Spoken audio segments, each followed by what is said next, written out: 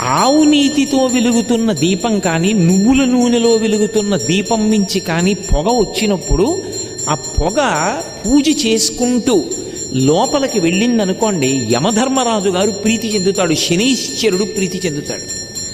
శనీశ్వరుడు హృదయ కవాటానికి అధిపతి. ఆయన గుండె కొట్టుకోవాలా కొట్టుకోకూడదా ఆయన నిర్ణయం చేస్తుంటాడు. ఇప్పుడు ఆ దీపపు పొగ వాసన చూస్తున్నాడు అనుకోండి, హృదయ కవాటం మీద అనుగ్రహం ఉంటుంది, ఈశ్వర కటాక్షం ఉండి గుండె కొట్టుకుంటుందంటే ఆరోగ్యంతో ఉంటాడు. మీరు నమ్మండి నమ్మపోండి, ఈ మధ్య ఒక ఆవిడికి కాకినాడలో గుండె కొట్టుకోవడంలో తేడా వచ్చింది. ఎంత వేగంతో కొట్టుకోవాలో కండరాలు అంత వేగంగా కదలటం లేదు, ఎక్కువ కదలకూడదు, చాలా జాగ్రత్తగా ఉండాలని చెప్పారు.